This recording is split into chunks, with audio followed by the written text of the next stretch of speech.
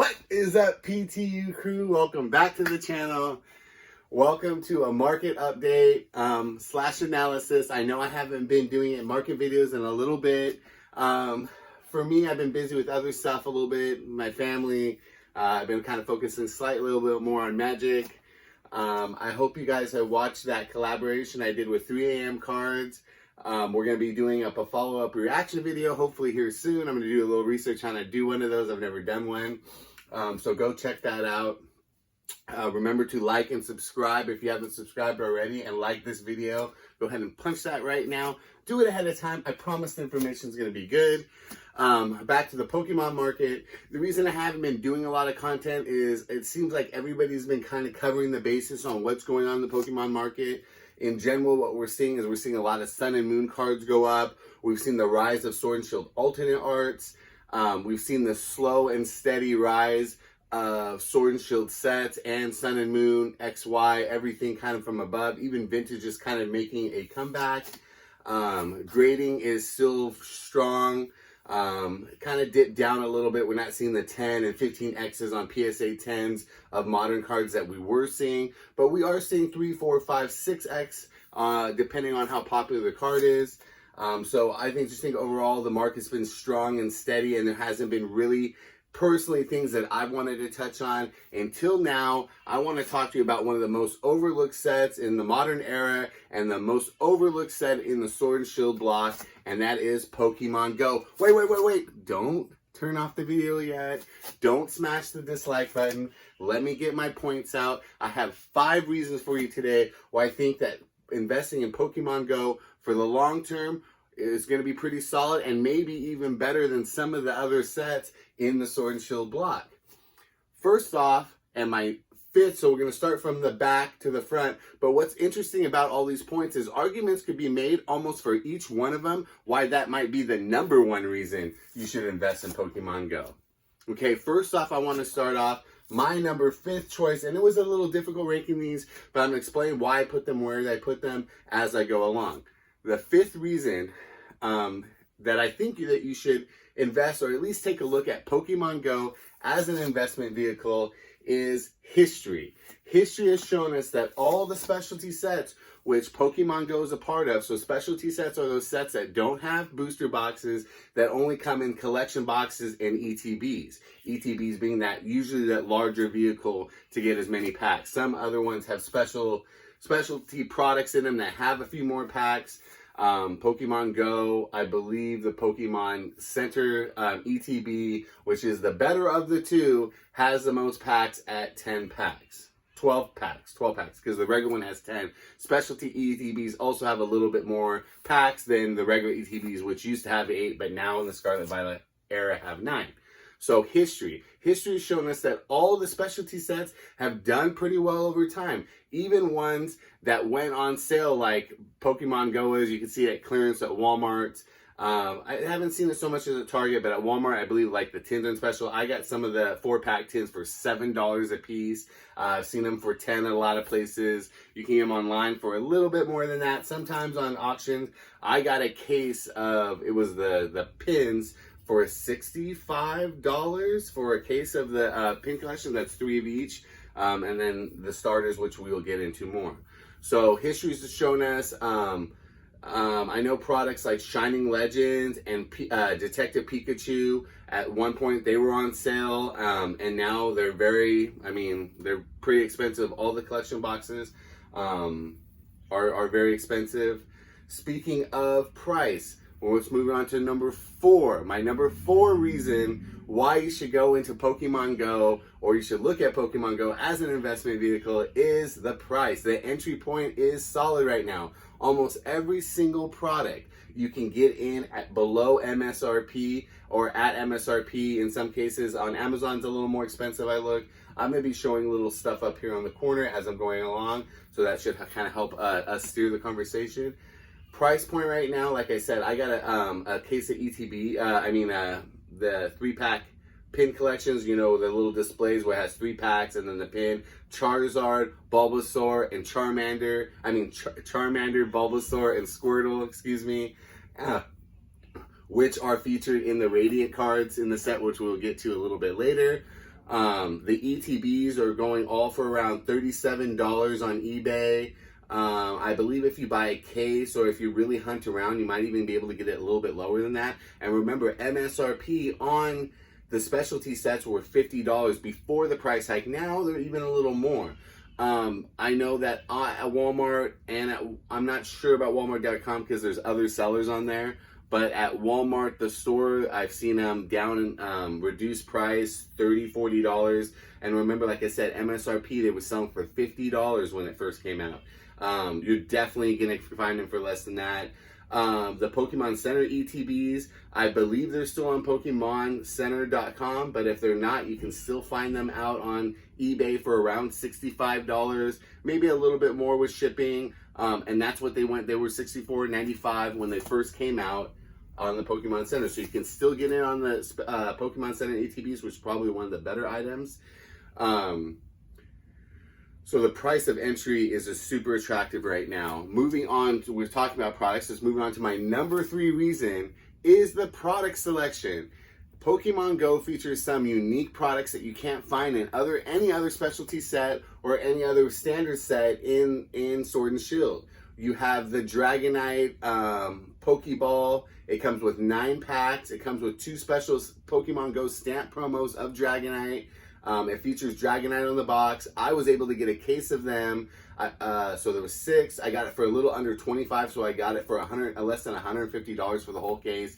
Each, because it came with 6 of the little cubes. They come in nice little cubes. It's a great product. So I was able to get it shipped after tax for under $25 a piece. The MSRP on that was $50. Even if at my little pop shop, if you haven't watched that video, my pop-up shop that I put out at Fantastic Collectibles semi-annual little event, I was able to sell one of those. I took 3 of them. I ended up selling one for $40, which was $10. So they got a deal, and I made a couple of bucks. I definitely always like to price my stuff competitively within the market. I could easily probably put it online and sold it by waiting. Right now, they're kind of moving a little slow, but at some point that box, and mark my words, we're going to revisit this video later down the line, and we're going to check on these prices and see if they've changed. I believe that particular item is going to go up nicely. But they also had the team boxes with the Full Art Trainer, Valor, Mystic, and I don't remember the other one right now off the top of my head. Go ahead and put it down in the comments if you remember. So it was Team Valor, Team Mystic, and Team something. What was the red one? I can't remember, but I'm sure you guys know it. Those were really interesting boxes, and we definitely cannot forget the Radiant Eevee collection, which is a really awesome box. I have a few of them that I'm holding on to. I really like the opportunity in that. It's got a great Radiant Eevee promo, and it's just the display is really nice. It comes with 8 booster packs. You can still get that one around MSRP. That one is probably one of the products that is doing slightly better than the other ones. I think you can still get it for around MSRP, where a lot of the other products you can get below MSRP. Let's move on to my number 2 reason why I think Pokemon Go is a solid investment and should be looked at and not overlooked is the supply. Because it struggled a little bit, they didn't reprint it a ton up to this point. We don't know what's going to happen in the future, but I've actually explained in other episodes, you can't be afraid of reprints. Reprints are actually just another opportunity for you guys to get in on the product. Sometimes when these stores get overburdened with a lot of product, they end up selling it at a discount. So if they do reprint it, seeing how it's kind of struggled in the past, Pokemon is definitely known for reprinting products that don't necessarily need a reprint, and then not reprinting products that do need a reprint. But if they did even reprint Pokemon Go, it's only going to drive the price down lower temporarily in the short run, and it'll give you an opportunity to get in, because right now you can still get in. Now is the time. I've said that before about other sets. Chilling Reign Celebrations with Celebrations is still priced to get in on, and it's going to be one of the better performing sets. But right now, for the price point, if you don't have a lot of money, Pokemon Go is one to get into, because the supply is going to be lower in the future. It didn't get a lot of reprints like sets like Shining Fates did. Got really smashed and reprinted in the ground. Main sets like Vivid Voltage and even Evolving Skies that got heavily printed. There's going to be a lot less of Pokemon Go moving forward. That way, when people do turn their heads on the set, that's really what's gonna drive the price and keep it at a solid point and keep it scarce out there. That's why I put it at my number 2 reason, because supply is, when we're talking about real true economics, supply, when the demand, which I believe in the future, which I'm gonna recap here in the last point, when I see the demand that I believe is gonna be there and it's gonna go up, that supply gonna be low is what's gonna make that price rise. Even Rudy from Alpha Investments, he constantly says some of his favorite sets and some of his favorite investments and some of his best investments are the sets that people hated in the beginning because they don't reprint it a lot, and then people change their mind. Time changes people's minds. They turn their heads, just like they've done on Chilling Reign a little bit, and people can continue to turn their heads on a few sets. Battle Styles is one I think people are going to start to turn their heads on a little bit too. But back to Pokemon Go, when people turn their heads, that supply is going to be really what's going to be the most solid in my mind. That's why I put it at number 2, is going to be, it might even be the number 1 reason. But I put it here at number 2 because the number 1 reason, which we're going to go to in 1 second, is, let me just recap on supply. The supply being low is really a solid economic fundamental, as supply and demand is a huge player in how these prices develop. Now, you stayed here to the end. This is really the main real point. Supply was almost number 1. But what could be more number 1 than supply, the products, the price of entry, or the history? Is the cards themselves. The cards right now, I feel, are extremely underrated. And when people start to turn their heads on this set, it's going to be some of those factors I mentioned. And like I said, there could be an argument for any of those factors. What I believe the number 1 factor is going to be when people turn their heads on this set, finally turn around and say, hey, Pokemon Go is a pretty good set, is the cards. There's some great cards, some overlooked cards. Look at the headliner, Mewtwo, fan favorite. When I think of sets that were once on sale, like Shining Legends, who was the front runner for Shining Legends? Mewtwo. We have a very similar situation right now with Pokemon Go. We have that Mewtwo alternate art, which is actually one of the best cards, I think, right now. If you're speculating on cards, if you're looking on a card to get into, buy a couple of copies, you think it's going to go up, I think that Mewtwo alternate art at $20. And that, even if it goes to $40, you're going to double your money. And that's easier said than done, but $20 I think is the rock bottom for that Pokemon, for that alternate art. I guess to connect it with Pokemon Go, I guess New York was the first area that you could catch him, and that's why they featured him kind of hovering in that skyline of New York City, Times Square looking.